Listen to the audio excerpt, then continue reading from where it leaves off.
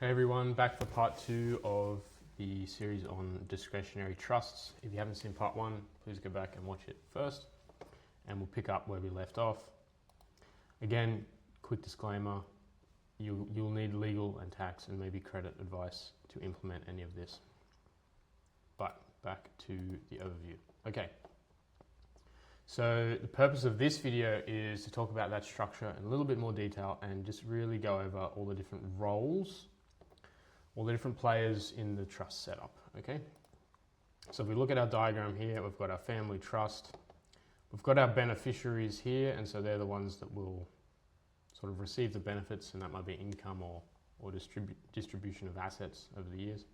We've got the trustee, the appointer, alternative appointer, and then we've got the settler off to the side. So let's just go through these all in detail. So let's talk about the settler first. The settler is going to be an unrelated party, and it is going to be the party that contributes the first amount of property or the first amount of capital into the trust to get this trust started, okay? So this will happen at the same time that we execute the deed, which creates the trust. And that's just a nice big long legal document, and I'll show you an example of one in a moment. So our settler should be an unrelated party. They shouldn't be anyone else related to the trust. Probably shouldn't be your accountant or your lawyer either.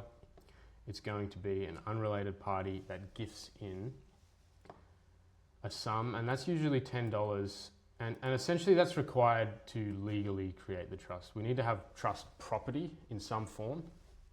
And so initially it's $10, and then later on we'll talk about how you would get other funds into the trust. So key point to note, the deed will exclude the settler from ever benefiting under the trust. And that's why it needs to be someone completely unrelated.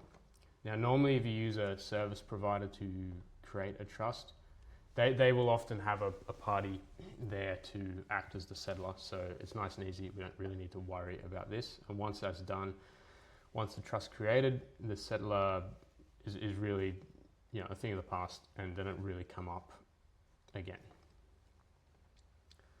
Just a quick technical note, there is a section in the Tax Act, section 102, that says if the settler was to ever benefit under the trust, basically the trust will pay tax at top marginal rate instead. Okay, and that's in there to basically ensure that the trust is not revocable. Okay, so it's not a sham trust, it's a genuine trust.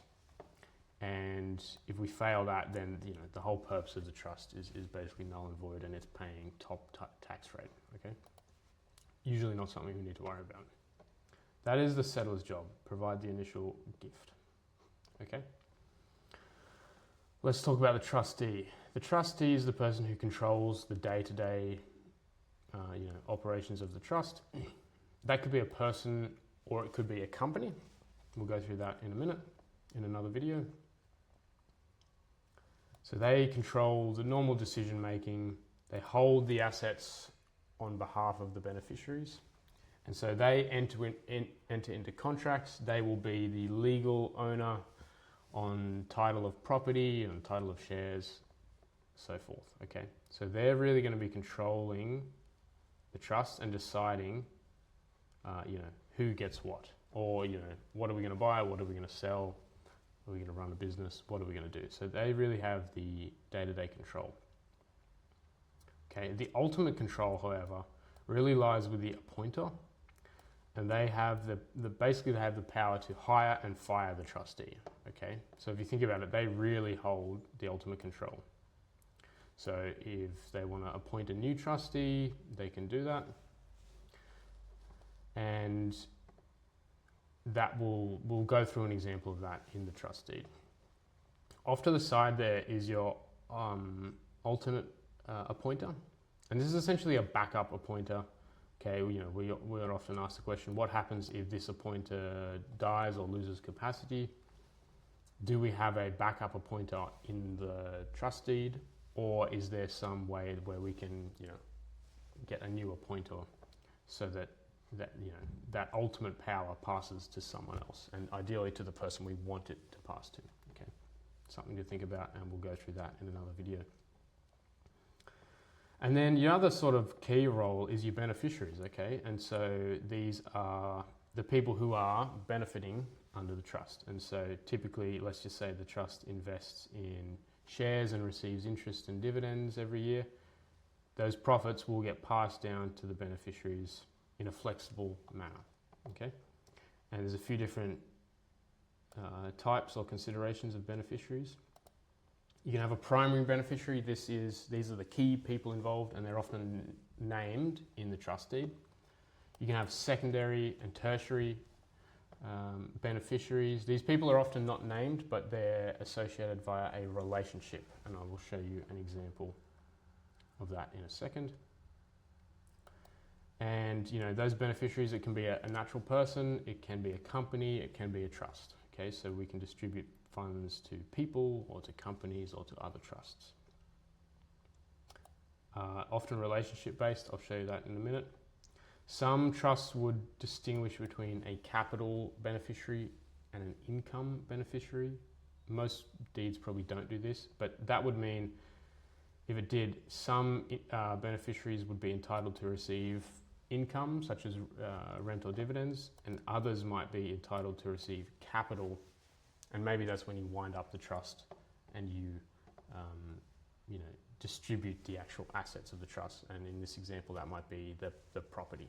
Okay. Some deeds will also list out a default beneficiary, and I'll go through that in more detail in another video. So hopefully that gives you a bit of an overview of the structure and the roles. I will show you a few example deeds here. So I've just pulled these out of my files and I've just redacted the details. But a trust deed, this is the document you'll get when you create your trust, and this is for a family trust. It's got table of contents, and I'll go through a few examples here, and particularly even this overview here. All right, this is a good thing to understand. So by executing this deed, the settlor creates a discretionary trust. The trustee of the trust is given the power to invest the trust funds at their absolute discretion, so they have the ultimate choice. Okay. The trustee is given extensive powers to distribute income and capital among the range of beneficiaries, and those powers are also exercised at the trustee's discretion. Beneficiaries are either named in the schedule or are members of classes of persons described in the schedule. I'll show you that as well. The trustee has the power to add beneficiaries and remove beneficiaries. And this is a very key point here. No beneficiary has any entitlement to any part of the trust fund under this deed. Okay, so as a beneficiary, you're not entitled to anything until the trustee makes that decision to make you entitled, and normally that will happen on an annual basis. The settlor cannot benefit under the trust. Some of the trustee's powers can only be exercised with the consent of the appointer. So remember, they have the ultimate control. The appointer has the power to remove a trustee and appoint a new one. Okay, that's a good little overview, and you will want to read some of this. I know a lot of people, and even a lot of accountants who never really read these.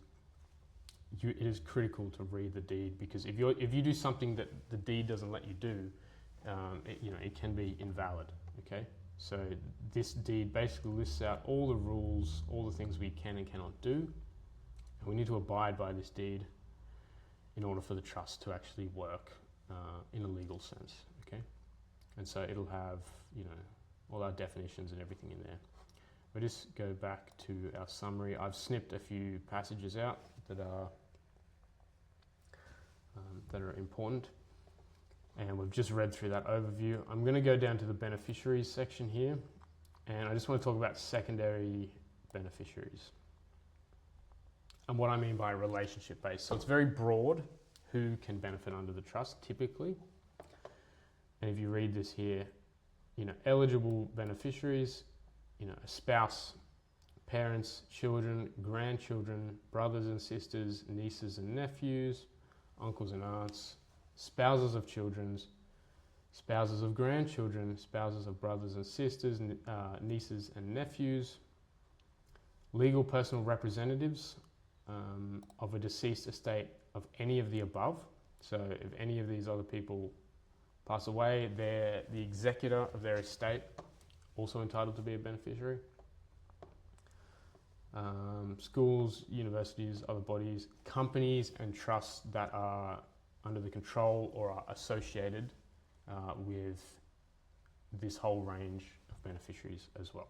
Okay, so that's a pretty typical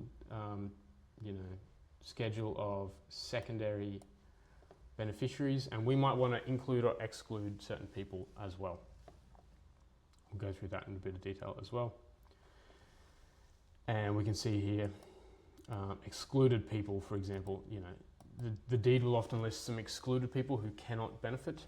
The settlor and probably the settler's children will always be on that list. And foreign persons may also be on that list as well, unless we change that. So I will go through that in detail in a later video as well. So that's our sort of range of beneficiaries. As you can see, it's nice and broad. If you don't have kids now, but you have kids in 10 years' time, they will be included. If you don't have a spouse now, but you do in the future, they can be included. And so it gives us a lot of flexibility. I also just wanted to pick some sections out of the deed on trustee powers, what the trustee can and cannot do. And often you'll want broad powers so that the trustee can invest and borrow money and lend money and do all the things that we would want them to be able to do. So for example, the trustee has powers to invest the assets of the trusts, advance or lend money, borrow or raise money from any person, mortgage the property of the trust, enter into contracts, buy, sell, hire, run a business. There's all sorts of powers we would want to grant them. And the other key point to make here is a clause indemnifying the trustee. And what that means is the trustee is entitled to be indemnified out of the assets of the trust in respect to any liability incurred in connection with acting as trustee of the trust.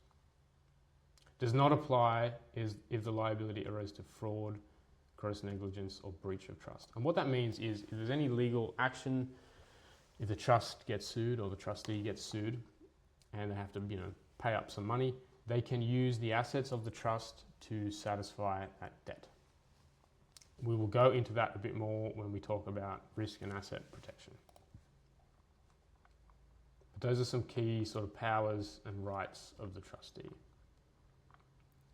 Hope this provides a bit of clarity on our different roles. And I will make the point as well, often these roles will be held by the same person or people, okay? So you could have one person who is the trustee, the appointer, and a beneficiary, okay? So you could have one person fulfilling 3 roles at once.